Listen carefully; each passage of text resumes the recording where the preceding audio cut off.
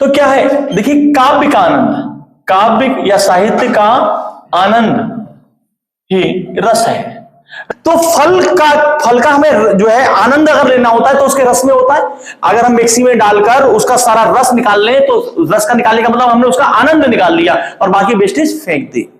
तो जैसे फल का आनंद क्या है, रस है, ऐसे ही काव्य का आनंद भी रस है, रस और कुछ है ही नहीं। यानी जो हमें आनंद मिलता है किसी भी चीज से वही रस है। समझ रहे? अब देखिए यहां से हमारे कितने क्वेश्चन बनते हैं, बहुत ध्यान से सुनिएगा। सबसे पहले एक हमारा क्वेश्चन बनता है कि ये बताइए कि रस संप्रदाय के प्रवर्तक कौन थे। रस संप्रदाय, रस संप्रदाय यानी रसों के बारे में सबसे पहले जानकारी, उसका विश्लेषण, उसको विस्तार से समझाने की कोशिश जिस व्यक्ति ने की थी जो है उसका नाम था भरत मुनि। क्या नाम था? भरत मुनि। तो रस संप्रदाय के प्रवर्तक जो है, प्रवर्तक भरत मुनि है। कौन है? भरत मुनि। ध्यान रखिएगा, ये जो भरत मुनि हैं, इन भरत मुनि ने एक किताब लिखी थी जिसका नाम था नाट्य शास्त्र, और इस नाट्य शास्त्र में उन्होंने रसों की संख्या 8 बताई है। कितनी बताइए? 8। तो भरत मुनि ने नाट्य शास्त्र की रचना की, और इस नाट्य शास्त्र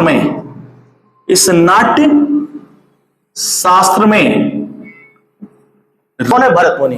रस संप्रदाय के प्रवर्तक कौन है? भरत मुनि। नाट्य शास्त्र में रसों की संख्या कितनी है? 8। या भरत मुनि के अनुसार रसों की संख्या कितनी है? तो हमारा क्या उत्तर होगा? 8 है। अब देखिए तीसरा क्वेश्चन, नमा रस कि कौन सा रस बाद में जोड़ा गया? तो हम नमा रस जो है वो शांत रस जो था वो बाद में जोड़ा गया। वर्तमान समय में रसों की संख्या कितनी है? 9। रसों की संख्या कितनी? अगर आपसे क्वेश्चन आएगा कि रसों की संख्या कितनी है तो रसों की संख्या 9 है। लेकिन अगर पूछेगा भरत मुनि के अनुसार कितनी है तो 8 है। या नाट्य शास्त्र के अनुसार कितनी है तो 8 है। या नाट्य शास्त्र के लेखक कौन है तो भरत मुनि। या रस संप्रदाय के प्रवर्तक कौन है तो भरत मुनि। और नवा रस कौन सा जोड़ा गया? शांत रस। समझ में आ रहा है? एक बात देखिए, शांत, वात्सल्य और श्रृंगार, लेकिन अधिकांश विद्वानों ने वात्सल्य रस और श्रृंगार रस को पृथक रस नहीं माना। उन्होंने इसे पृथक रस नहीं माना। उन्होंने ये कहा कि ये तो बाद में जो जोड़े गए रस थे वात्सल्य और भक्ति। ध्यान दीजिएगा, तो वात्सल्य और भक्ति रस जो है ये बाद में जोड़े गए, शांत, वात्सल्य और भक्ति। लेकिन अधिकांश विद्वानों ने वात्सल्य और भक्ति रस को पृथक रस नहीं माना। उन्होंने कहा ये श्रृंगार के ही भाग है। क्यों है? क्योंकि श्रृंगार रस होता है, श्रृंगार रस का स्थायी भाग क्या है? रति। रति माने प्रेम, और वात्सल्य में भी प्रेम होता है, बच्चे के प्रति प्रेम होता है, तो उन्होंने कहा ये श्रृंगार का ही पार्ट है। भक्ति में भी ईश्वर के प्रति प्रेम होता है, तो उन्होंने कहा ये श्रृंगार का ही पार्ट है। तो लिहाजा इन रसों को अधिकांश विद्वानों ने जो है पृथक रस नहीं माना और उनको श्रृंगार का ही भाग माना, अतः रसों की संख्या 9 ही रही। अगर आपसे कोई क्वेश्चन आता है, ध्यान रखिएगा कि अगर आपसे क्वेश्चन आता है कि रसों के रस कितने प्रकार के होते हैं, रस 9 प्रकार के होते हैं। या भरत मुनि के अनुसार रसों की संख्या कितनी है तो 8 है। नाट्य शास्त्र के अनुसार कितनी है तो बेटे 8 है। अगर आपसे पूछा जाए नवा रस कौन सा जोड़ेगा तो शांत रस। अगर आपसे पूछा जाएगा रस संप्रदाय के प्रवर्तक कौन है तो क्वेश्चन हमारा होगा भरत मुनि है। बाद में कौन कौन से रस जोड़ेगा तो बेटे बाद में शांत रस, वात्सल्य रस और भक्ति रस जोड़ेंगे।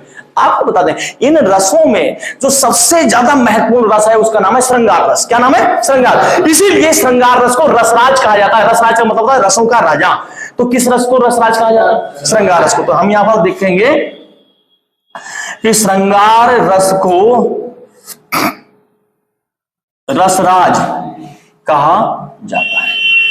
यानी जो श्रृंगार रस है उसे रसों का राजा कहा जाता है। ध्यान रखिएगा, तो किस रस को रसराज कहा जाता है? श्रृंगार रस को रसराज कहा जाता है। और एक विद्वान है जिसका नाम है भवभूति। भवभूति ने भयानक करुण रस को भयानक रस की संज्ञा दी या यमराज की संज्ञा दी। उसने कहा कि करुण रस होता है वो आदमी को अंदर तक हिला देता है। तो यमराज की संज्ञा किस रस को दी? करुण रस। किसने? भवभूति ने। तो यहां हम लिखेंगे कि भवभूति ने करुण रस को यमराज की संज्ञा दी। किसकी संज्ञा दी? यमराज की संज्ञा दी। तो बेटे यहां पर देख लीजिए रस संप्रदाय के प्रवर्तक कौन है? भरत मुनि।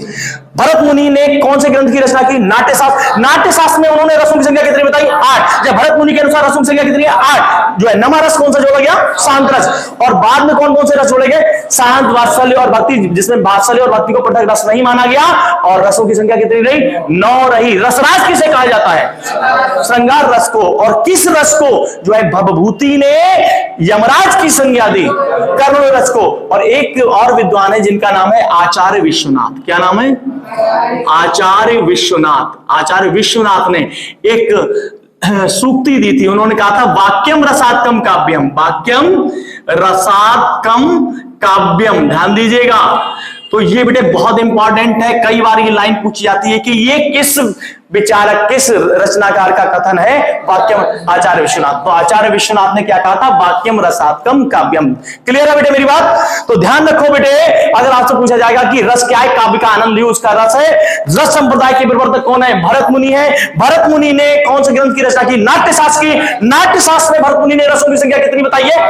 8 बताइए। नमा रस कौन सा जोड़ा गया? शांत रस जोड़ा गया। बाद में कौन कौन से जोड़े गए? वात्सल्य, भक्ति और शांत रस जोड़े गए, जिसमें वात्सल्य और भक्ति पृथक रस के रूप में स्वीकार नहीं किया गया, लिहाजा रसों की संख्या 9 रही। रसराज किसे कहा जाता है? तो हमारा उत्तर होगा श्रृंगार रस को रसराज कहा जाता है। यह भवभूति ने यमराज की संज्ञा किसे दी? तो बेटे करुण रस को। और वाक्यम रसात्मक काव्यम किसने कहा? तो आचार्य विश्वनाथ ने वाक्यम रसात्मक काव्यम कहा। क्लियर बेटे?